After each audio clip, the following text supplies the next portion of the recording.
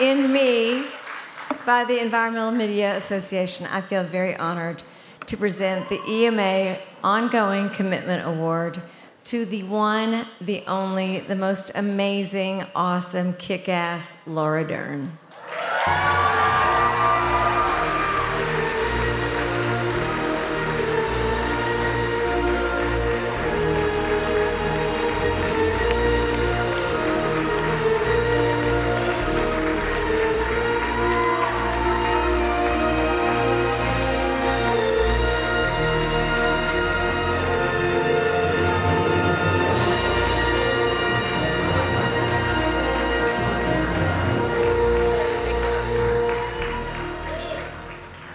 That was incredible. This whole experience is incredible. Hi, everyone. Wow. You were so sweet to watch those incredible clips from my films Wild at Heart and Jurassic Park. That was amazing. I have a speech I want to share, but I don't think it's here. Here we go. Okay. I'm so happy to see you all tonight and so honored to be here. We can scroll up. This is me continuing, keep going. This is me emailing back and forth with Debbie. Okay. First of all, I, of course, want to thank Emma for this beautiful honor. I certainly aspire to be worthy of it. And I want to thank, along with all of you, my patron saint, Sheryl Crow.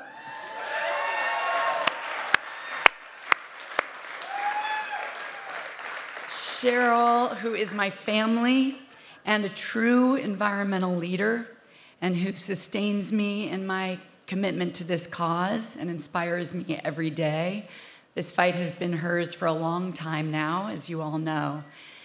And as I look at the faces in this room, including my amazing collaborators on the documentary Common Ground,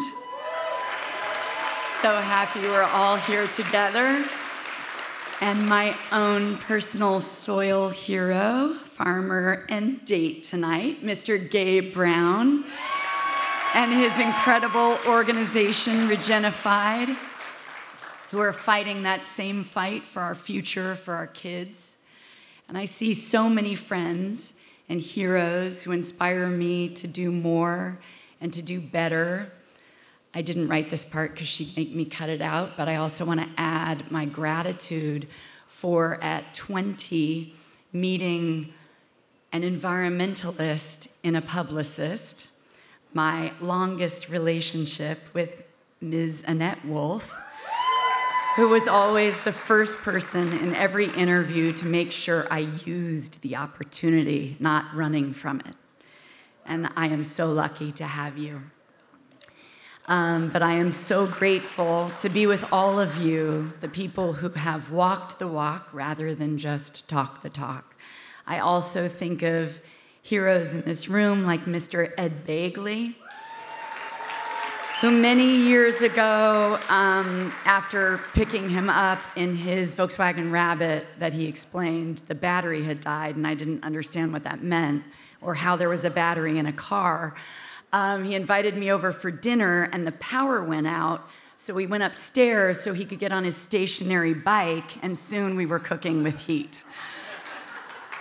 I think of my original heroes, my mother, Diane Ladd, and her beloved friend, Jane Fonda, my beacon of fighting for equality and justice in all things, who, alongside my mom, got me marching for the first time at age 6. I am so grateful, Jane.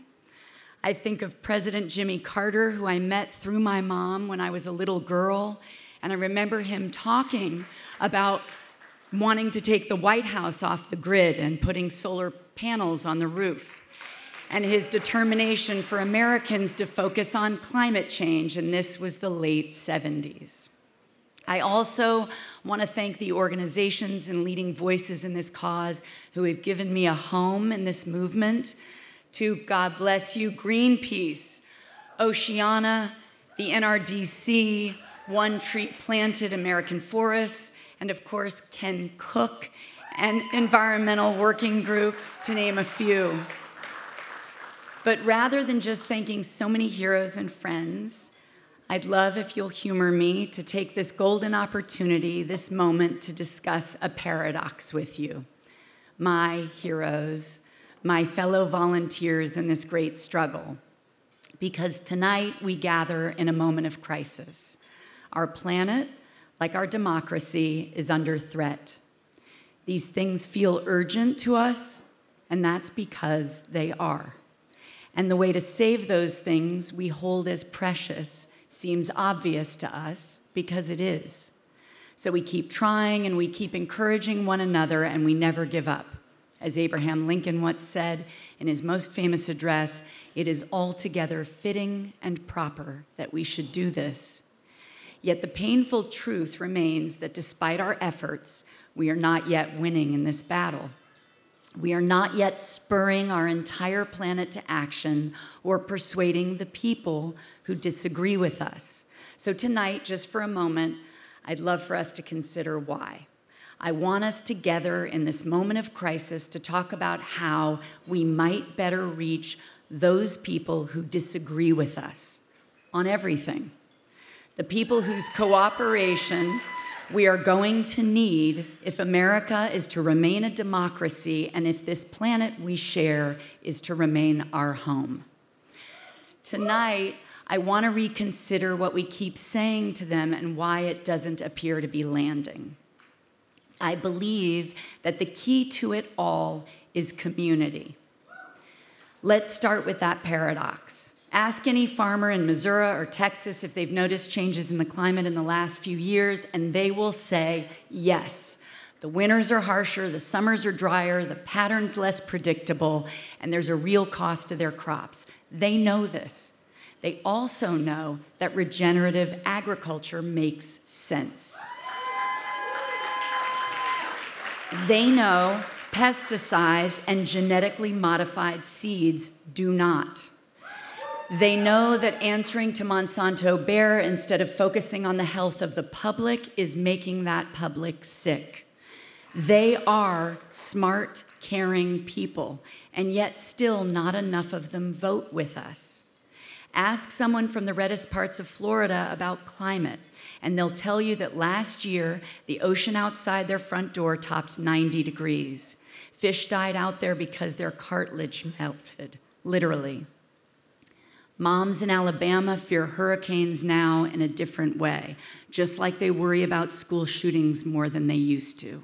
And yet somehow, not enough of them vote with us either. Nor do the parents in Kentucky who live near a power plant or a factory and their kids have asthma, or the people in South Carolina and Tennessee who witness entire animal species vanishing every year. These people, our fellow Americans, are actively resisting the work we're asking them to do, work that will save their farms and rivers and towns. Why? I propose it's because they've been told we're crazy. Yeah, us. The news they watch has convinced them that we love open borders, caravans of criminals, smash and grabs, cancel culture, and late-term abortions on demand. They also think we're elitists, and it's not hard to see why. Go on Twitter sometime. Notice how often the people you follow talk about how dumb MAGA is. That may feel satisfying in the moment for some, but it is not an effective way to persuade people. Polling tells us that for conservative voters, most congressional elections in this country come down to a simple choice. The Republican was a jerk. The Democrat was an elitist, and at least the jerk never made me feel dumb. This is the difference between saving America and scolding it. I shall believe, to borrow the title of a great song by my friend Cheryl, that we need to find a new language, one that works not just in Los Angeles at a fundraiser, but in Iowa and Oklahoma and West Virginia. We must seek and celebrate community with everyone, despite all our anger, our fear, however rightfully justified, because community is our only answer now and our only possible path. We must recognize finally that the people we need to persuade are afraid too, and maybe of us. Building these bridges will not be without its hurdles, but we will succeed because a majority of Americans fundamentally want community, not chaos. Just as they want votes, not violence, laws, not lies, books, not bans, and truth, not tantrums.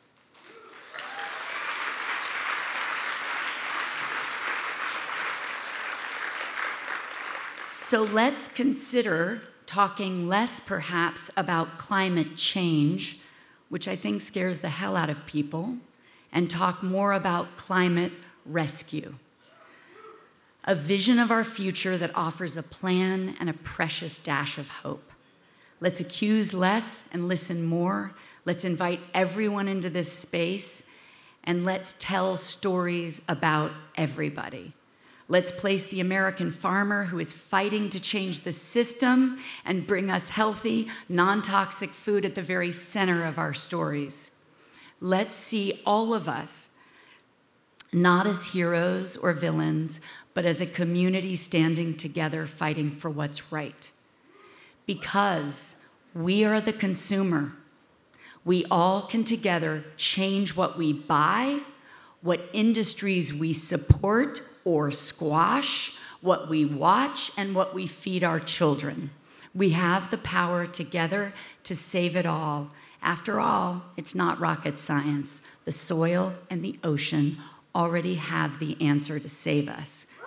We just need to leave them alone.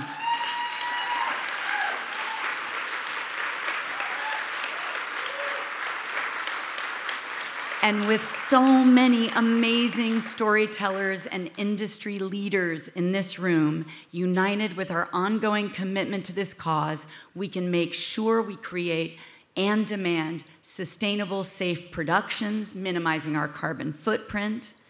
And while I'm here standing on this soapbox, thank you for humoring me, may I propose that we take time at the after party and talk about the Farm Bill in Washington, D.C., and our fight, our collective fight right here in California right now to move toward being leaders in regenerative farming.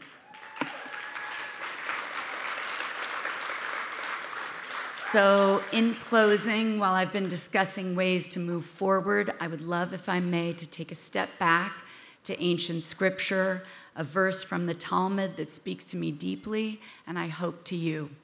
Do not be daunted by the enormity of the world's grief. Do justly now. Love mercy now. Walk humbly now. You are not obligated to finish the work, but neither are you free to abandon it. I could be wrong, but I believe that verse would move people in deep red states as much as it moves those of us here tonight. So maybe we start there. Let us do justly, love mercy, and walk humbly. Let us do the work, do our part to rebuild and save our Mother Earth, our home together. That's what common ground means, right? Thank you all for your ongoing commitment to this planet we share. You inspire me, Genesis, the youth, everyone here tonight, beloved Cheryl, Debbie, and this amazing organization. Thank you so much for having me.